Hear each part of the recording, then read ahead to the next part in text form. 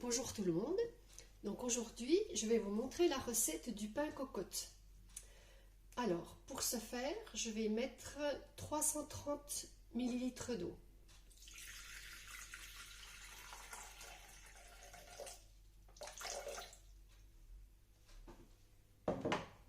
Ensuite, 10 g de sel. 10 g de sel.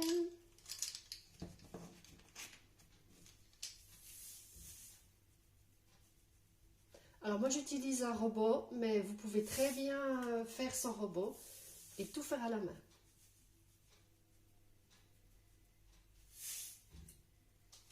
Ensuite on va mettre 500 g de farine pour pain. Donc moi aujourd'hui j'ai pris de la farine muesli, pour du pain muesli. Donc 500 g.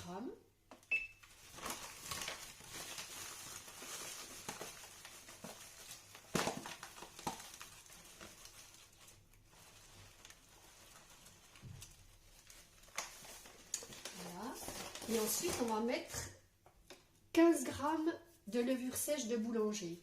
Si vous utilisez de la farine composée, comme moi j'ai pris pour du pain muesli, si vous utilisez un paquet de farine complet, campagne, seigle ou céréales, vous mettez 15 g de levure sèche, maximum 20 g.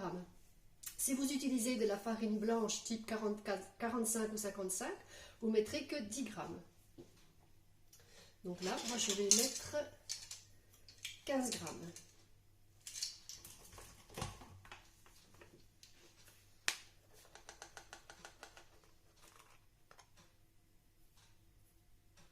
Alors il est important que la levure ne soit pas en contact avec le sel.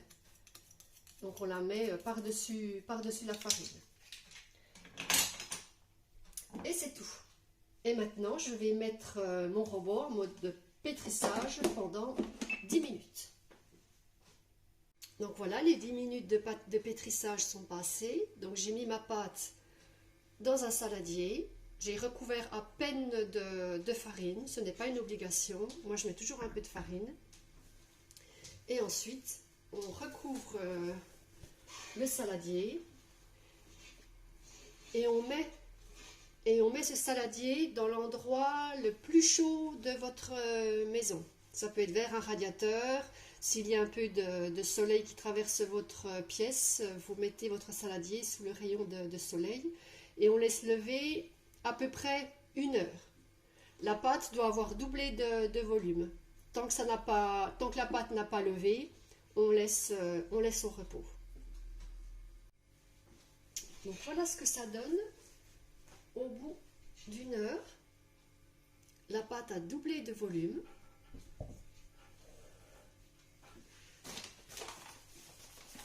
Donc moi je rajoute un peu de farine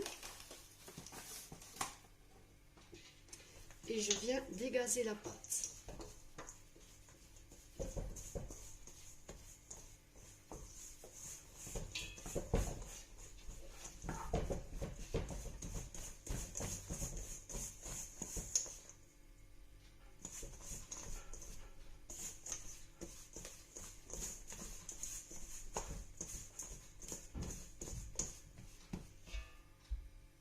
Donc je la retravaille bien encore à la main, je la repétris bien. Et ensuite, je prends ma pâte et je la mets dans ma cocotte. J'ai mis du papier sulfurisé au fond de la cocotte pour ne pas que ça colle. Voilà. Je mets le couvercle et c'est parti pour encore 1 heure à peu près de levage de pâte. Donc voici ce que ça donne au bout de... J'ai dû le laisser à peu près 2 heures.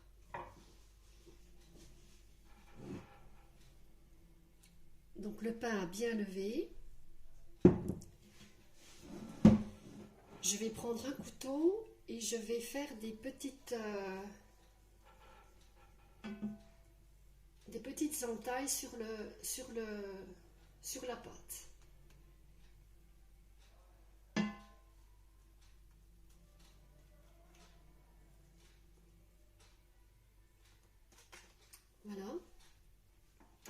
Ensuite, je mets de l'eau sur les mains et je viens asperger le pain d'eau.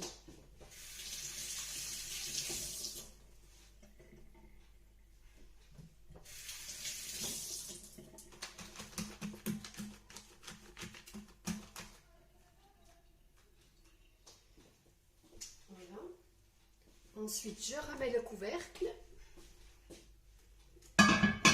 Et là, ça part directement au four. Donc, dans un four froid, vous mettez la cocotte dans le four froid, vous programmez à 240 degrés et vous laissez à 240 degrés pendant 45 minutes. Donc, c'est bien dans un four froid. Four froid, 240 degrés et c'est parti pour 45 minutes avec un couvercle fermé. Donc voilà, je viens de sortir la cocotte du four. J'ai laissé cuire un quart d'heure de plus parce que moi j'aime bien quand le pain est bien grillé, bien foncé, et donc j'ai mis un quart d'heure en plus. Donc voilà ce que ça donne. Voilà mon pain. Je vais le sortir tout de suite.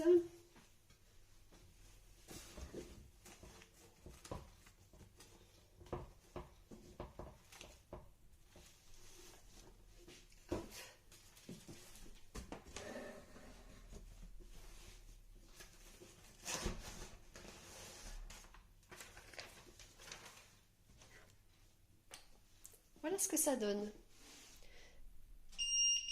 Je vais attendre qu'il refroidisse et je couperai quelques tranches tout à l'heure pour vous montrer. Donc voilà mon pain.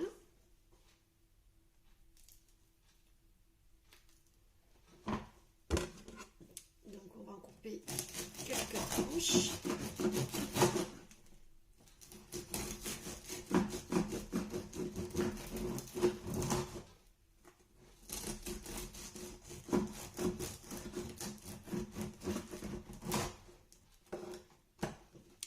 Donc voilà ce que ça donne.